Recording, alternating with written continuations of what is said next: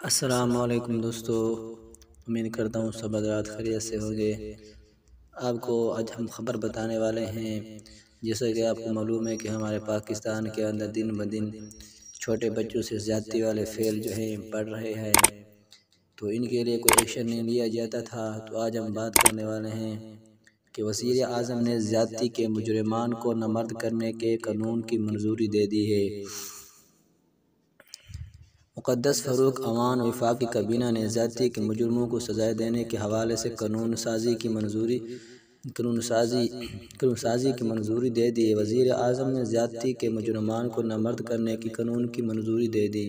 تفصیلات کے مطابق آج وزیر اعظم عمران خان کی زیر صدارت وفاقی کابینہ کا اجلاس ہوا، جس میں زیادتی کے واقعات کی روک تھام کے لیے قانونی سازی پر بحث کی گئی۔ اجلاس میں مجرمان کو سخت سزائیں دینے کی سفارشات کی منظوری دے دی۔ وزیر اعظم عمران خان کا کہنا ہے کہ متاثرہ بچے و خواتین بلا خوف و خطرہ اپنی شکایات درج کرا سکیں۔ متاثرہ خواتین بچوں کی شناخت کا خاص خیال رکھا جائے گا، یقینی بنایا جائے گا کہ سخت سے سخت قانون کا اطلاق ہو۔ وفاقی وزراء نے زیادتی کے مجرموں کو سخت سزائیں دینے کا مطالبہ کیا ہے۔ بعض وزراء نے زیادتی کے مجرموں کو پھانسی کی سزا کا قانون کا حصہ بنانے کا مطالبہ بھی کیا ہے۔ وزراء نے رائے دی ہے کہ زیادتی کے مجرمان کو سرعام پھانسی کے تختے پر لٹکایا جائے۔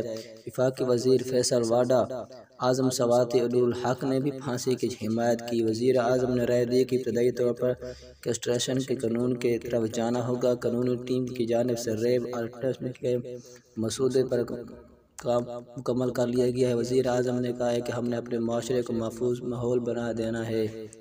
وزیر اعظم نے کہا ہے کہ سنگین نوعیت کا معاملہ ہے، قانون سازی میں کسی قسم کی تاخیر نہیں کریں گے۔ عوام کے تحفظ کے لیے واضح اور شفاف انداز میں قانون سازی ہوگی۔ وزیر اعظم نے یہ بھی ہدایت کی ہے کہ متاثرہ خواتین بچوں کی شناخت کے تحفظ کا خاص خیال رکھا جائے گا۔ وزیر اعظم نے زیادتی کے مجرمان کے لیے ایک قانون لانے کی بھی اصولی منظوری دے دی ہے، جو کہ دوستو ایک اچھا قانون ہے۔ ہمارے ملک کے اندر آ جائے تو ہمارے ملک کے اندر جو روزانہ ریپ ہو رہے ہیں چھوٹے بچوں سے، معصوم بچوں سے، عورتوں کے ساتھ، تو یہ رک جائیں گے، تو اللہ کرے اس پر عمل ہو سکے۔